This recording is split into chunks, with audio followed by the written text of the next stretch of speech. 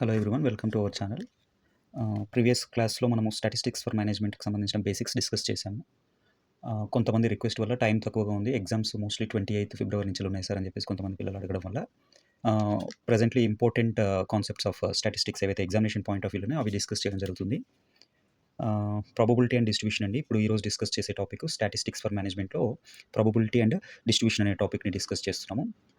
So here ఈ probability అర్థం కావాలనుకుంటే మనకు మెయిన్గా ఏంటంటే ఇందులో ఉండేటువంటి బేసిక్ డెఫినేషన్స్ క్లియర్గా అర్థం కావాలి. లైక్ ఫస్ట్ ప్రాబబిలిటీ అంటే ఏంటంటే it is a measure of uncertainty. Uncertainty అంటే ఏంటిది? మనకి ఏదైనా జరగచ్చు ఫ్యూచర్లో, విచ్ మే హ్యాపెన్, ఏం జరగచ్చు అనే దాన్ని మనం మెజర్ చేసినట్లయితే దాన్ని ప్రాబబిలిటీ అంటాం. Probability is a measure of uncertainty and is also used to identify or measure numerically the happening of an event. It is used to measure the happening of an event numerically. A measure of uncertainty is known as the probability and it measures numerically the happening of an event. Probability is a branch of applied mathematics. It is applicable in the areas like engineering, computer sciences, physical sciences, biological sciences and even business management sciences. మీరు ఇక్కడ గుర్తుపెట్టుకోవాల్సింది ఏంటంటే probability అనేది happening of an event, ఏదైతే జరుగుతుంది అని అనుకుంటున్నామో మనము అది జరగడానికి ఎంత స్కోప్ ఉందో మెజర్ చేసేదాన్ని మనము ప్రాబబిలిటీ అని అంటాం. It is a measure of uncertainty and it measures numerically the happening of an event. So ఈ ప్రాబబిలిటీ కాన్సెప్ట్స్లో నెక్స్ట్ కాన్సెప్ట్ వచ్చేసి మనకి ఏంటంటే ఎక్స్పెరిమెంట్. ఎక్స్పెరిమెంట్ అంటే ఏంటిదంటే the activity that yields a result. So experiment అంటే the activity that yields a result or an outcome is called as experiment. ఏదైనా ఒక యాక్టివిటీ చేసావనుకో అది నీకు ఒక రిజల్ట్ ఇస్తుంది. అంటే ఇప్పుడు మనం ఒక కాయిన్ తీసుకొని టాస్ వేస్తే మీకు హెడ్ కానీ లేకపోతే టెయిల్ కానీ పడుతుంది, అంటే మీకు ఒక రిజల్ట్ అనేది వస్తుంది. అప్పుడు దాన్ని ఏమంటామంటే మనము ఎక్స్పెరిమెంట్ అని అంటాం. అలాగే ర్యాండమ్ ఎక్స్పెరిమెంట్ అండి. The random experiment is an experiment in which all the possible outcomes are known in advance. మనకి ఏవైతే పాసిబుల్ అవుట్కమ్స్ ఏవైతే ఉన్నాయో అవన్నీ కూడా ముందే మనకి తెలుసుకుంటే అప్పుడు దాన్ని మనం ఏమంటాము? ర్యాండమ్ ఎక్స్పెరిమెంట్ అని అంటాం. If the possible outcomes are known in advance and which can be repeated under identical condition. అయితే ఇక్కడ మనం ఒక టాస్ వేసినాం అనుకోండి, టాసింగ్ ఏ కాయిన్, దీనికి వచ్చే అవుట్కమ్స్ ఏముంటాయి? వస్తే హెడ్ వస్తుంది, లేకపోతే టెయిల్ వస్తుంది. ఇది ముందుగానే మనకు తెలుసు. దీనికి ఒక 2 అవుట్కమ్స్ ఉన్నాయి, either it may be head or it may be tail. Throwing a die అనుకోండి, మనకి ఇక్కడ నంబర్ 1 నుంచి 6 వరకు ఏదైనా ఒక నంబర్ వస్తుందని ముందుగానే తెలుసు. అప్పుడు దాన్ని మనం ఏమంటామంటే ర్యాండమ్ ఎక్స్పెరిమెంట్ అని అంటాం. A random experiment is an experiment in which all the possible outcomes are known in an advance and which can be repeated under identical conditions. అలాంటి సేమ్ టైప్ ఆఫ్ కండిషన్స్లోనే మళ్ళీ నువ్వు చేసినా కూడా అవే అవుట్పుట్ వస్తుంది మీకు. అంటే అదే అవుట్పుట్ ఇన్ ద సెన్స్ మీకు తెలిసిన టైల్ కానీ హెడ్ కానీ పడుతుంది. ట్రయల్ అంటే ఏంటి? Trial, conducting the random experiment once is known as trial. Conducting the random experiment, toss ఉంది, హెడ్ కానీ టెయిల్ కానీ వస్తుంది, total possible outcomes head or tail. Okay, so దాన్ని ఒకసారి కనుక మీరు కండక్ట్ చేసినట్లయితే conducting a random experiment only once is called as a trial. Sample space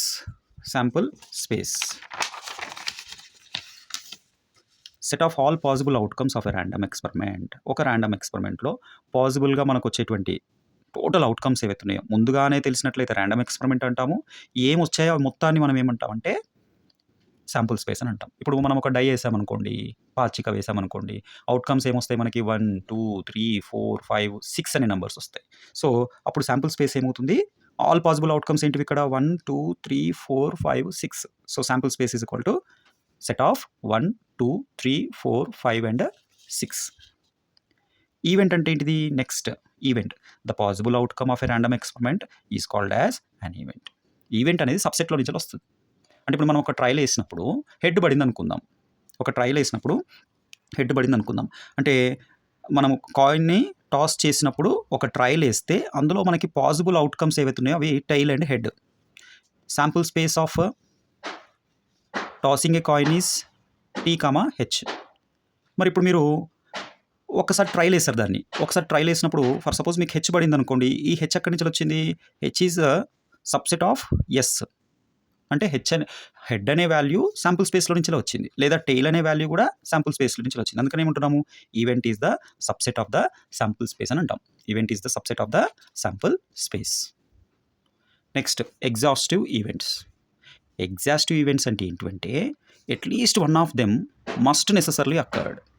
మనం అనుకున్నటువంటి ఏదైతే అవుట్పుట్స్ ఉన్నాయో, అవుట్కమ్స్ ఉన్నాయో, అందులో కనీసం ఒకటి ఖచ్చితంగా అక్కర్ అవ్వాలి. అంటే ఇప్పుడు మనం డై చేసినాం అనుకోండి, 1 2 3 4 5 6 అనేది అందులో వచ్చే అవుట్పుట్స్ మనకి. అందులో నుంచి వెళ్ళి ఏదైనా ఒకటి ఖచ్చితంగా పడుతుంది. ఇప్పుడు నువ్వు డై చేసినావు, ఆ డైలో ఏదైనా ఒకటి ఖచ్చితంగా పడుతుంది. 2 అనబడచ్చు, 3 అనబడచ్చు, 4 అనబడచ్చు. ఏదైనా ఒక అవుట్పుట్ కనుక అంటే at least one of them must necessarily occur and that is called as the exhaustive event. The number of all possible outcomes of a random experiment will constitute the exhaustive event. అంటే ఇప్పుడు మనం ఒక కాయిన్ని toss చేసామనుకోండి, head tail ఎన్ని ఉన్నాయి, 2 ఉన్నాయి. So exhaustive events ఎక్కడ ఎన్ని, 2. డై చేసామనుకోండి, 1 2 3 4 5 6 ఎన్ని ఉన్నాయి, ఇక్కడ 6 ఉన్నాయి. ఎగ్జాస్టివ్ ఈవెంట్స్ ఎన్ని, 6. Next mutually exclusive events. Mutually exclusive event, ఇప్పుడు కాయిన్ టాస్ చేస్తున్నామని అన్నాం, మనకి హెడ్ పడింది. హెడ్ పడిందంటే అర్థం ఏంటిది, ఈ పడినటువంటి ఈ హెడ్ ఏదైతే ఉందో ఈ హెడ్ టెయిల్ పడకుండా ఆపేసింది. అంటే 2 events are said to be mutually exclusive when the occurrence of one of them precludes లేదా ఎక్స్క్లూడ్స్, రానివ్వకుండా చేస్తుంది. Precludes or excludes the occurrence of other. Head పడిందంటే టెయిల్ పడకుండా చేసింది. Then it is called as ఆ 2 ఈవెంట్స్ ఏమంటాం మనము, 2 events are called as the mutually exclusive events. ఇంకా క్లియర్గా చెప్పాలంటే in other words 2 events are mutually exclusive if both cannot occur simultaneously. రెండు కూడా సైమల్టేనియస్గా ఒకే ట్రైల్ ఒకసారి వేసినప్పుడు, ఒకసారి కాయిన్ వేసినప్పుడు పడితే హెడ్డే పడుతుంది, టెయిల్ పడదు. పడితే టెయిల్ పడుతుంది, హెడ్ పడదు. అంటే ఒకటి జరిగినప్పుడు ఇంకోటి జరగకుండా ఉంటే దాన్ని మ్యూచువల్లీ ఎక్స్క్లూజివ్ అని అంటాం. Equally likely event. Next one is equally likely event. The outcomes are said to be equally likely if none of them is expected to occur in preference to the other. మీకు అర్థం కావాలంటే ఇక్కడ head పడడానికి ఎంత choice ఉందో tail పడడానికి అంతే choice ఉంది. మొత్తం 1 చాయిస్ అని అనుకున్నాం అనుకోండి, ఇందులో హెడ్ పడడానికి 1/2 అండ్ అలాగే టెయిల్ పడడానికి 1/2 చాయిస్ ఉంది. That means head and tail will get the equal chance to occur. Head and tail will get the equal chance to occur and it is called as the equally likely event. Next one, favourable events. The number of cases favorable to an event in the random experiment is the number of outcomes which are happening in the event. ఇప్పుడు ఇక్కడ ఒక చిన్న విషయం ఉంది. Example, when 2 dice are thrown, 2 dice వేస్తున్నాం మనం.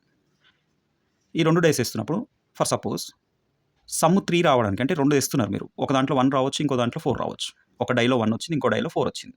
Some ఎంత అవుతుంది, ఫస్ట్ డైలో 1 వచ్చింది, సెకండ్ డై అంటే 2 ఒకసారి వేసినప్పుడు ఫస్ట్ డైలో 1 వచ్చింది, సెకండ్ డైలో 4 వచ్చింది. 1 + 4 5 అవుతుంది. అయితే ఇప్పుడు నాకేం కావాలంటే I need to get favourable cases for the sum 3.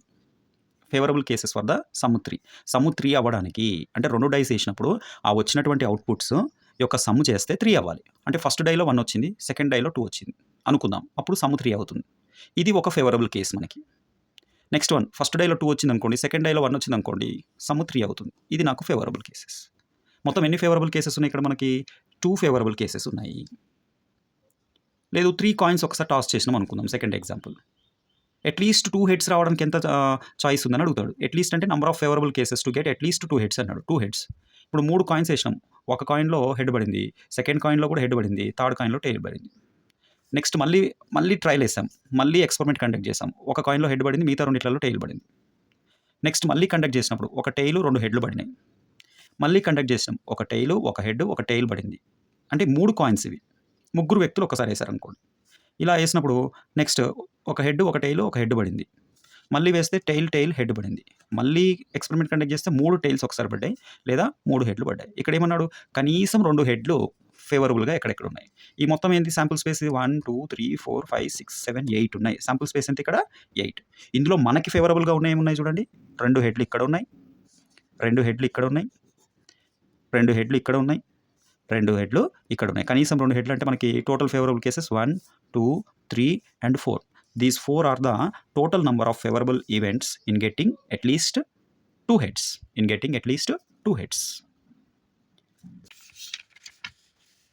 The happening or non-happening the happening or non happening of an event is not affected the happening or non happening of the another event. అంటే ఇప్పుడు మనం ఒక coin వేసినాము, first దాంట్లో head వచ్చింది, మళ్ళీ కాయిన్ని మళ్ళీ toss చేసినాం అనుకోండి, ఫస్ట్ దాంట్లో హెడ్ వచ్చింది కదా, సెకండ్ టైం కూడా హెడ్డే వస్తుందా?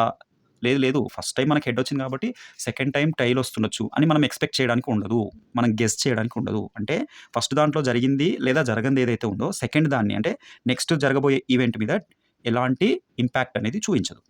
The happening or non happening of an event is not affected by the happening or non happening of the event. ఒకవేళ ఒక కాయిన్ కనుక మనం టాస్ చేసాము 2 టైమ్స్, ఒకే కాయిన్ని 2 టైమ్స్ టాస్ చేసాము, ఫస్ట్ వచ్చిన అవుట్పుట్ ఏదైతే ఉందో అది సెకండ్ అవుట్పుట్ని ఎలాంటి ఇంపాక్ట్ చూపించదు. That means second output is not depended upon the first output. Next, certain event. An event is called as certain event when all the possible outcomes of than experiment are favourable. ఒక experiment చేసినప్పుడు అన్నీ వచ్చే outcomes అన్నీ కూడా ఫేవరబుల్గా ఉంటే అప్పుడు మనం దాన్ని ఏమంటామంటే సర్టెన్ ఈవెంట్ అంటాము. ఈ సర్టెన్ ఈవెంట్ యొక్క ప్రాబబిలిటీ ఎంత ఉంటుందంటే 1కి ఈక్వల్గా ఉంటుంది. 1కి ఈక్వల్గా ఉంటుంది. ప్రాబబిలిటీని పి ఆఫ్ ఏగా డిఫైన్ చేస్తాము. పి ఆఫ్ ఏ అంటే ఏ ఇక్కడ హ్యాపెనింగ్ ఆఫ్ అన్ ఈవెంట్ అని అంటారు. Probability of happening of an event is equal to 1 అన్నారు అనుకోండి, that is called as certain event. అంటే మనకి అన్ని పాసిబుల్ అవుట్కమ్స్ ఏవైతే వచ్చాయో అన్నీ కూడా ఫేవరబుల్గా వస్తే అప్పుడు అది సర్టెన్ ఈవెంట్ అవుతుంది. Next one, impossible event. Impossible event when no outcomes are favourable. A outcome కూడా మనకు వచ్చిన ఏ అవుట్కమ్ కూడా మనకి ఫేవరబుల్గా లేదనుకుంటే అప్పుడు ఇంపాసిబుల్ ఈవెంట్ అవుతుంది. When no outcomes are favourable then it is known as the impossible event. Probability of impossible event is 0. Impossible event కాబట్టి అది ఎప్పుడు కూడా 0కి ఈక్వల్గానే ఉంటుంది.